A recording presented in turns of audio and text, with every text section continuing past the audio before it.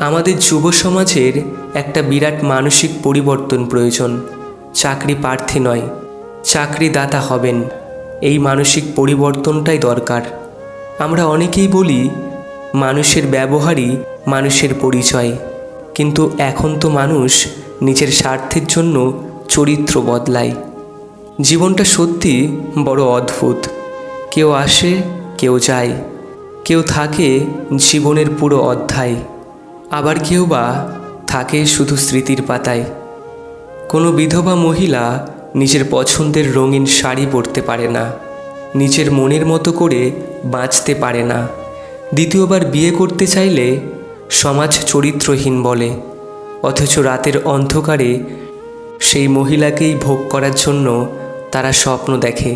কিন্তু যদি কোনো পুরুষের স্ত্রী মারা যায়, তবে তাকে বিয়ে করার জন্য সমাজ উল্টো চাপ দেয়।